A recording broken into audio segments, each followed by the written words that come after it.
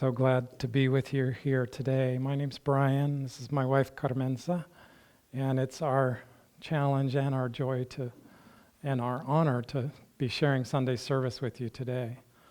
So I'm going to start with the reading for today's topic from Rays of the One Light, which are commentaries on the Bhagavad Gita and the Bible by Swami Kriyananda. It's week 17, How High Should We Aspire? Truth is one and eternal. Realize oneness with it in your deathless self within. The following commentary is based on the teachings of Paramahansa Yogananda. The passage this week is from the Gospel of St. Matthew, chapter 5. I say unto you that except your righteousness shall exceed the righteousness of the scribes and Pharisees, ye shall in no case enter into the kingdom of heaven. The easiest explanation for these words is that they were spoken in criticism of the scribes and Pharisees, particularly since Jesus was often verbally attacked by them and stood up to them fearlessly. However, it wouldn't have been much of a challenge to the disciples who aspired to spiritual perfection to tell them, don't be like those who lack any such aspiration.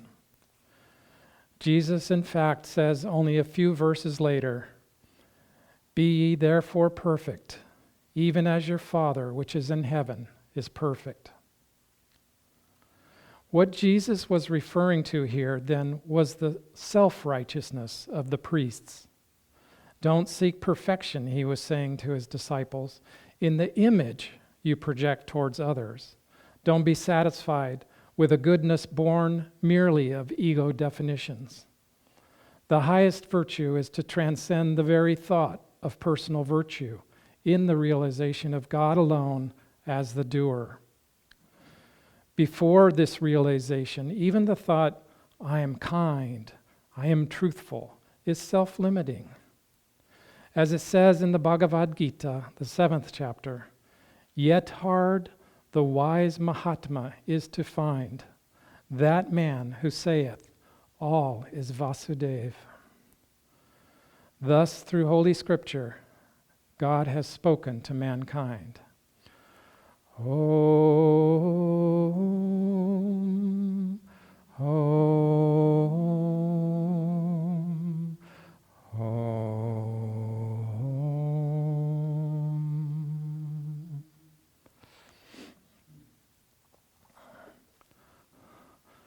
So how high should we aspire?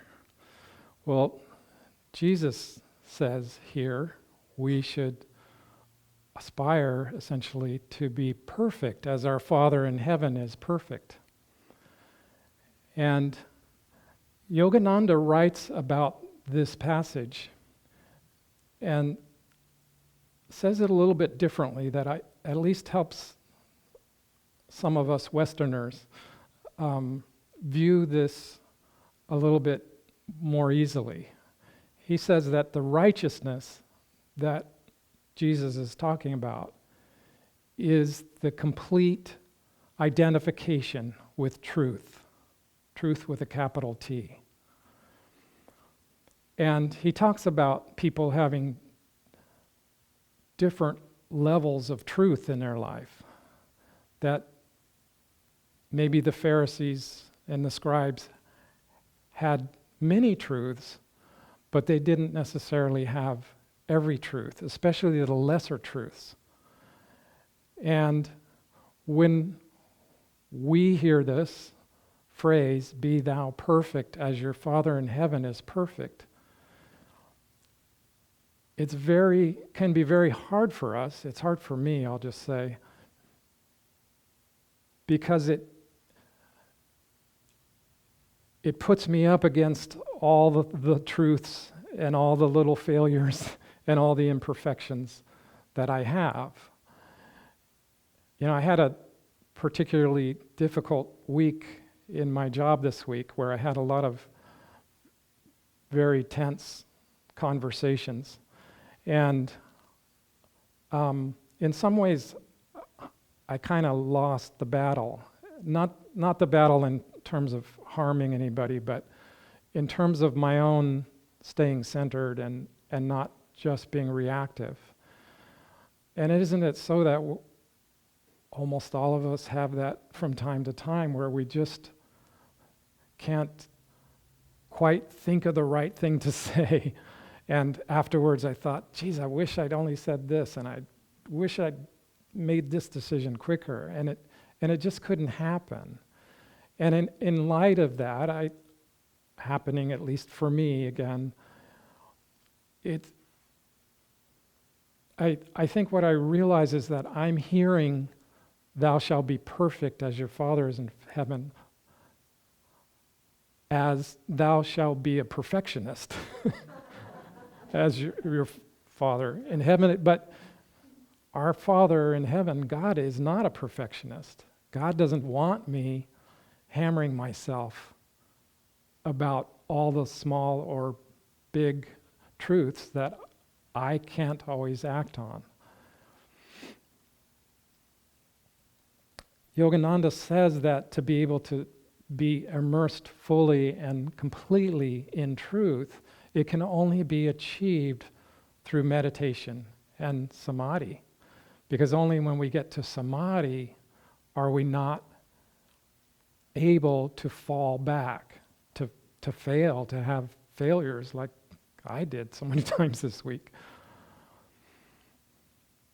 And so this point about we need meditation, we need God, we can't really get out of it ourselves. And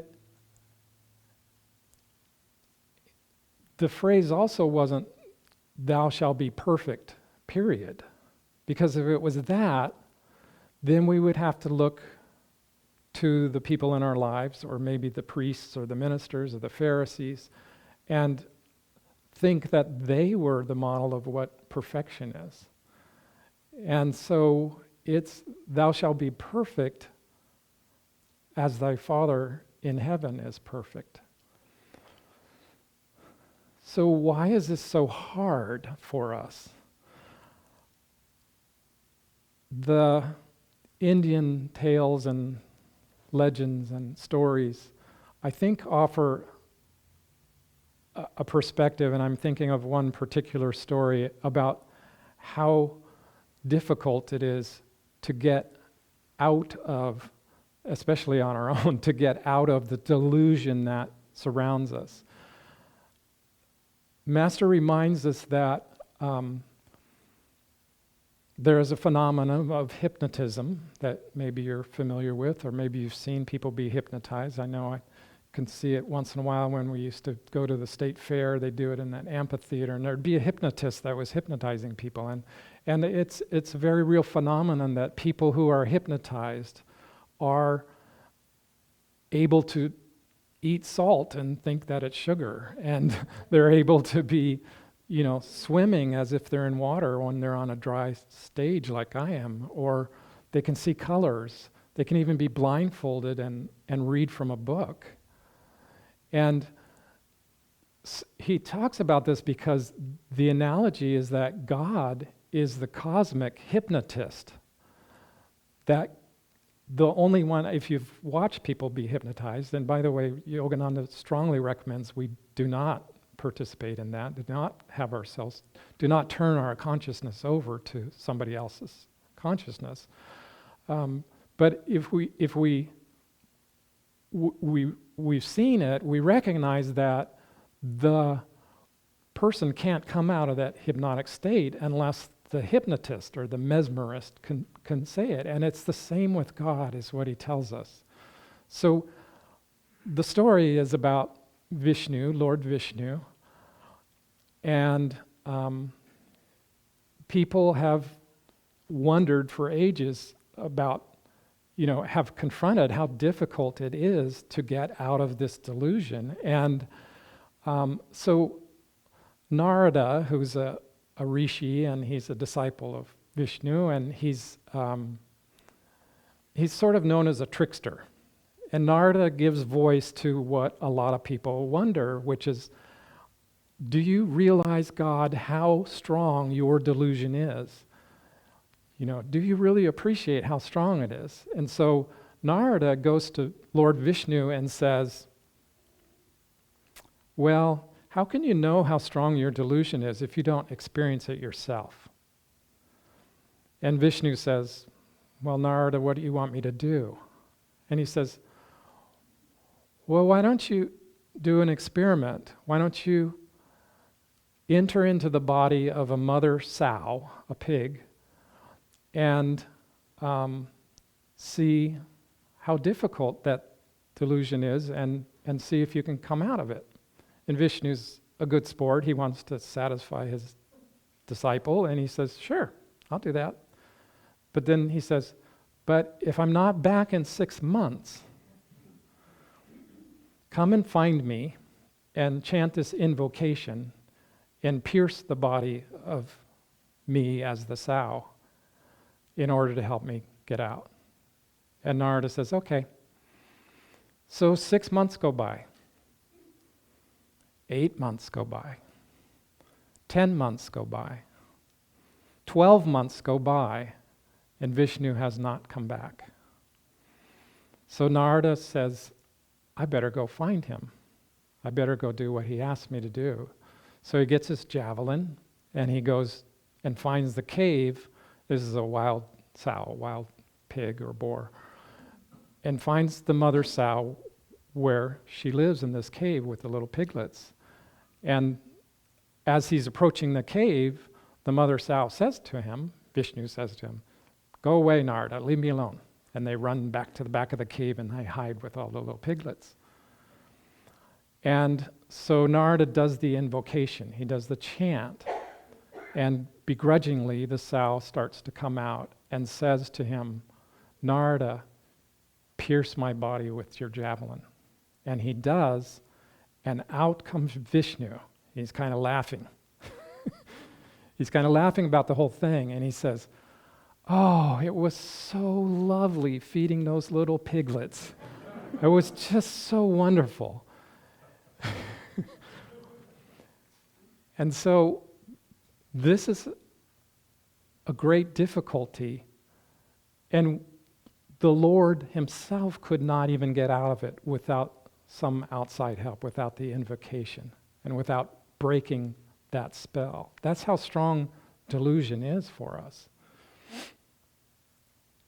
So how high should we aspire? And with what tools should we aspire?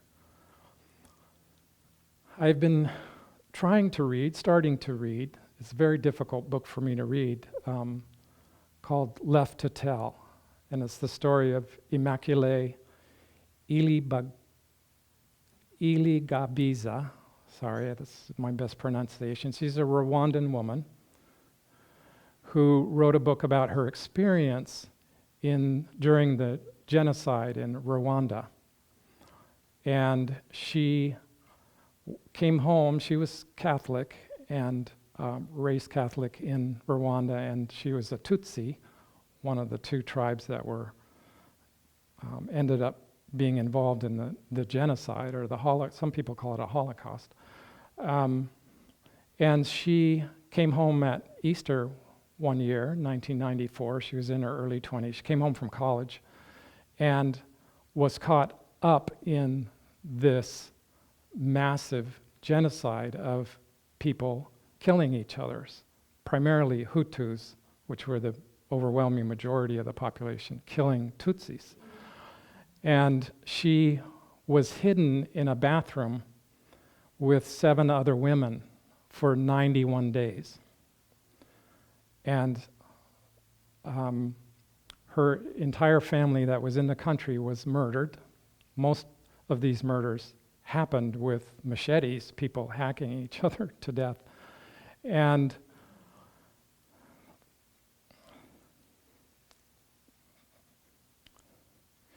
she talks about, she's probably most well known right now in the world because she goes around the world and speaks, because she's sort of the saint of forgiveness.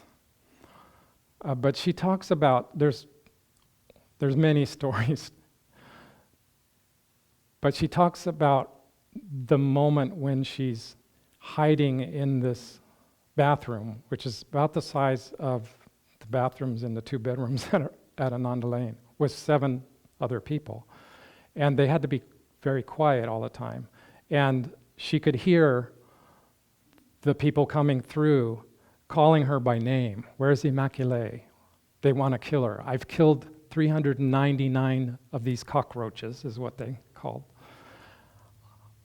As it'll be my 400th. And this, I'm not sure if this was the man who actually murdered her mother and father and brother. One of her brothers survived because he was out of the country at the time also.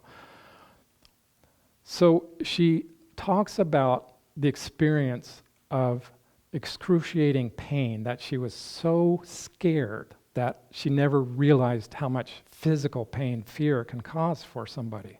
And her prayer was, she was devout. She was someone who was raised and prayed every day. Her prayer was, please God,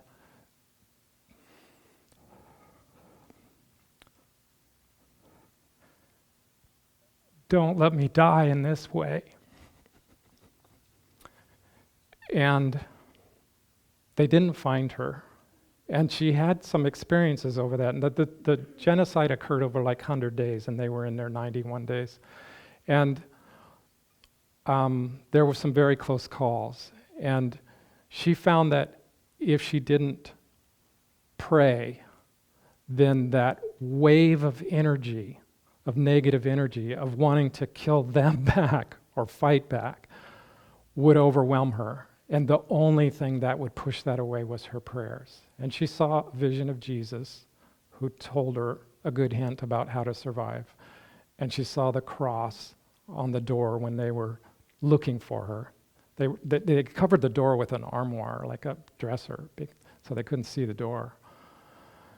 But in that moment, her prayer wasn't, please God, let me live. Her prayer was, don't let me die in this way. Don't let me die with this fear. Don't let me die with this hatred. How high should we aspire? Fortunately, most of us, probably all of us, maybe not, would not have to face circumstances like that in order to find or test our ability to find God and to single focus on God. But we have to recognize that there are different levels of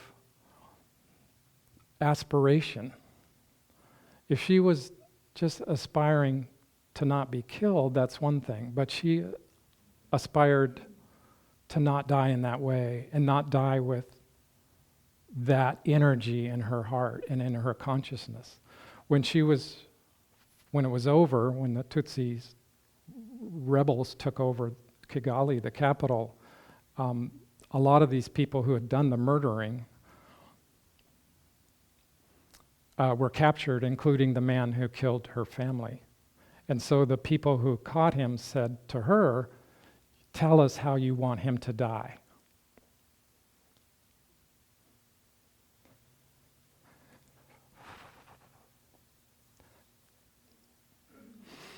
And she said, I forgive you. And the other people got mad at her because she did that. But that came out of her experiences. How high should we aspire? Everybody here, I would guess, and everybody online has heard about and been drawn to and maybe practices or is going to learn Kriya Yoga, Kriya meditation. Kriya meditation has as its main purpose God realization. There are many different types of meditation around. People meditate to relax, to feel better, to feel more centered, maybe to feel more focused, they can do their job better. And those are great reasons to do meditation. And those may be side benefits for us doing Kriya meditation and practicing Kriya. But they aren't the main purpose of Kriya Yoga and Kriya meditation. We have the tools, we have the Guru. If you let the Guru into your heart, if you invite the Guru into your heart, to go all the way to perfection. And we may not be at the level of the apostles that Jesus told these two. We may not be anywhere near the level that Immaculée was and is. But we have 5 masters, 5 avatars on our path. This is no minor league team. These are 5 avatars that have affected the lives of millions of people over millennia. We have this tool, and we can aspire. May we all be blessed to use this for our highest aspirations.